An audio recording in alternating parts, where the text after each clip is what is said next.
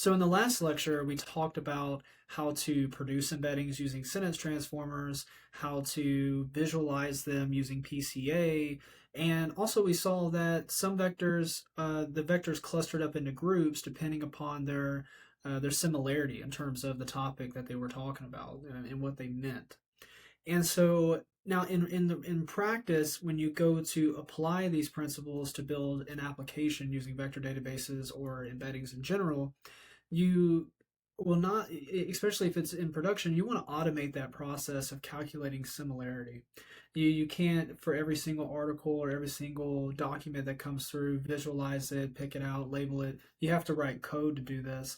And so that's where similarity metrics come in.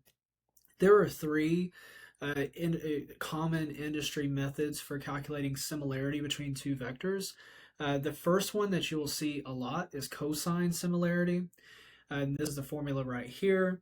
It's going to be the dot product between the cosine similarity between two vectors is going to be the dot product between them divided by the length of each, the multiplication between the length of each vector or the norm of each vector.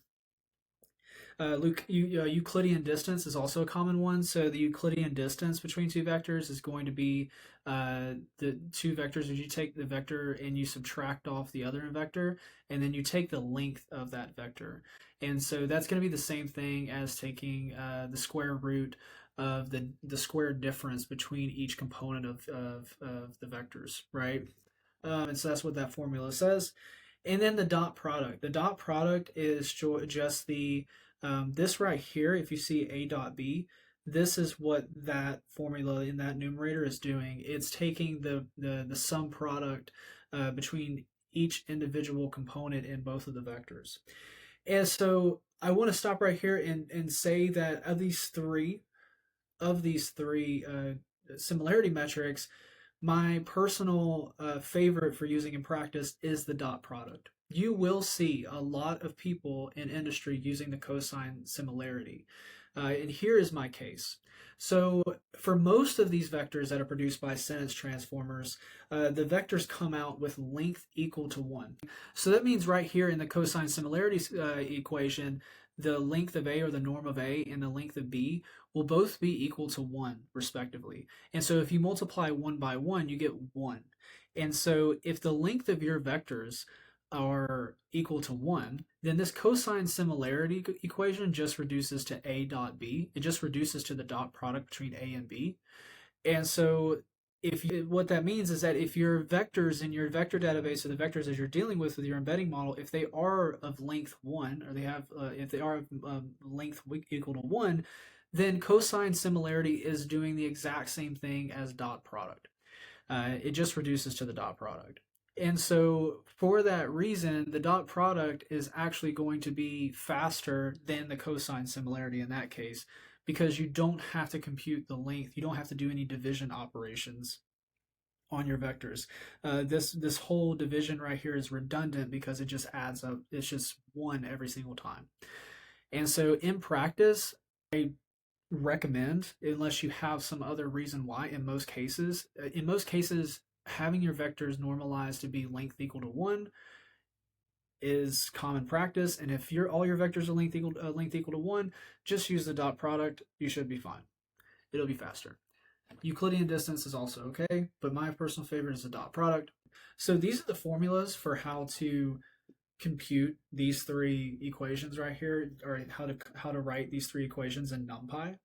And you can verify this for yourself that it does exactly what these equations do right here. And so now what I'm going to do is I'm going to show you how the similarities between vectors change depending upon whether they are similar or whether they are dissimilar. So what I'm going to do is that out of the embeddings that we have before and the sentences that we have, I'm going to take the first sentence and I'm going to compare it with the second sentence. Now, if you remember, the first sentence was the quick brown fox. The second sentence was the fast dark colored fox. These should give a high similarity score. Now, I'm also going to contrast that with a dissimilar pair of sentences. I have the first one, which is what we just saw above, and then -1, which is going to be the last one. And so the last one is going to be many people enjoy ice cream as a dessert in summer, which is not semantically similar to the quick brown fox. And so I'm going to run this. And so we see we're comparing the quick brown fox with the fast dark colored fox sentence, and the cosine similarity is 7.783, 0.6584, and then dot product is the same. Note that the cosine similarity is the same as the dot product similarity because these vectors coming out of sentence transformers are normalized and they have a length equal to 1, and cosine similarity reduces to dot product when the vectors have length equal to 1. So that proves what I was saying.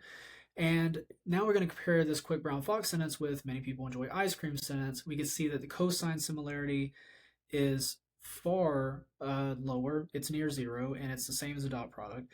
The Euclidean distance went up, and that makes sense because there should be a larger distance between these two vectors. And so if two vectors are similar, we'll see Euclidean distance go down. If two vectors are dissimilar, the more dissimilar they are, we'll see Euclidean distance go up. So it works vice versa to cosine similarity and dot product similarity. But that concludes the similarity metrics. This is how you can compute them using NumPy. This is what they mean, and this is how you can interpret them.